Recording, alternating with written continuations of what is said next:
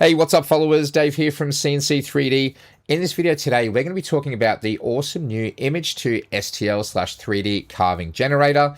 So that is available in CNC3D Design Suite. Let's just jump straight in. I'm going to make a new project here and click on Create. Now, we are already in router mode at the top here. So in order to use this tool, just be in router mode. And on the left here, you'll notice you've got this import an image to STL button, the one you guys are all used to. Now, if you click on here, I'm going to select this lovely image of my puppy Mia. So yeah, there you go. She's a little cutie. So now we're going to just click on open. Now you're going to get this message, and basically it will say, do you want to turn it into a 3D relief? Or do you just want to import it as a picture? So it's just going to be a rectangle in router mode. But if you're in laser mode, it will actually let you do a grayscale engraving, and that will automatically be saved within your project if you ever want to do that. But let's go and check out the actual tool. So we'll just say yes. Now I'm just going to maximize the window. Just give it 1 sec to stabilize there, or you can just roll the mouse wheel on the side here and it will zoom in and out. Now the way that it works is you've got a main design canvas here, and you have your visual representation on this side.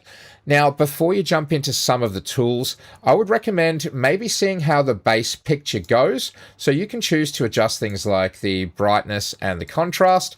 The way the picturing works is anything that's lighter will be towards the top, anything that's darker will be towards the back. So if you look here, you can kind of see the head's a bit sunken in.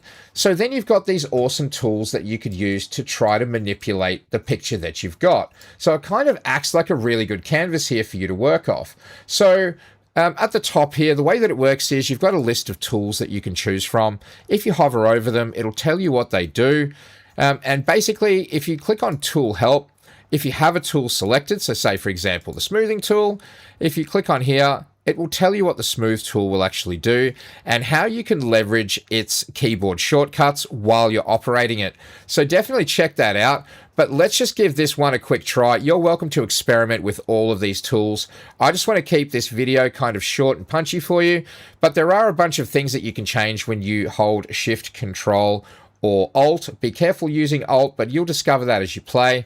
And basically, depending on what tool it is, you can choose to offset things. So I'm just going to roll the mouse wheel to zoom into her eye, because if we look at the model, we can see she obviously had a gleam in her eye from the camera.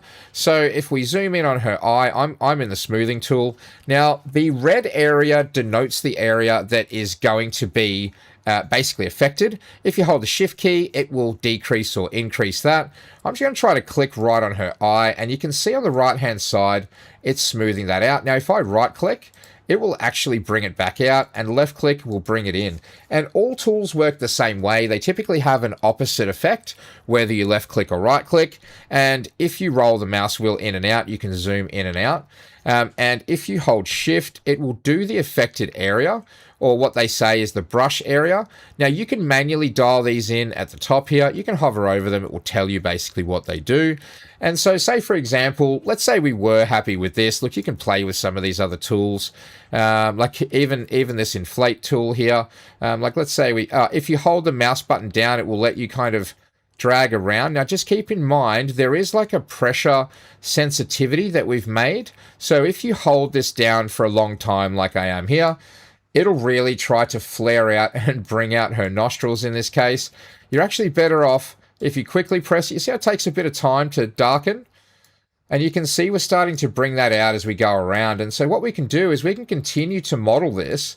And if at any point, say for example, you think like I'm nearing the end of this extrusion that you're doing, you can just flick over here to the smooth tool again, and now you can choose to adjust basically the sensitivity, how hard the brush is going to press down on there.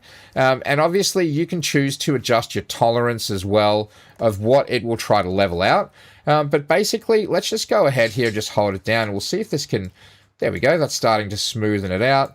And so you can go ahead and do this. Now, again, you can do the opposite by holding the right mouse button down, and it will basically unsmoothen or roughen the surface a little bit. So please feel free to have a play and look over time. As you can see, we're already starting to bring out the features. Over time, you could theoretically turn this into a beautiful 3D carving.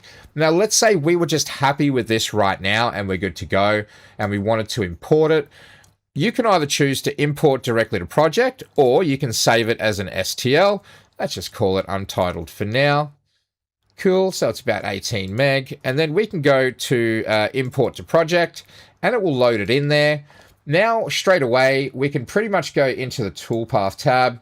We can choose our roughing bit. So I'm just going to choose 4mm 2 flute straight cut and select the finishing tool. And let's go tapered ball nose, 0.5. I'll bring it down the bottom corner here so we don't have to do a lot of traveling because I've got my zeros set to the bottom left. Now, let's just go and check out the render. I've just left the default tool settings from our turbo cut range. That's actually looking pretty cool. There's a real flat level on the top there. But you can basically see that it's going to follow through with our carve, and it's really brought the nose out on Mia there as well. Look, we could have kept on going with this all day and eventually made the whole carving the exact right height. But look, have a play with some of those awesome features that are in there. So those tools are really, really handy. But for right now, you can always just import a new image. Obviously, we can just go and import Mia again. We'll say yes to there. Just maximize the window. And yeah, you're good to have a play. So look, guys, please feel free to have a bit of fun with it all. Like, let's see, like, we can go into here. Now, I like to basically line it up. So, if we're trying to play around the nose area, yeah, you can see it's sort of starting to multiply the gaps in between. And then the right click starts to kind of undo that maneuver again. So, look, guys, please feel free. Let me know. Show me in the comments pictures and stuff like that of whatever you guys have made. I'm really keen to see it. I hope this helps, guys. Have a great day, and we'll catch up soon.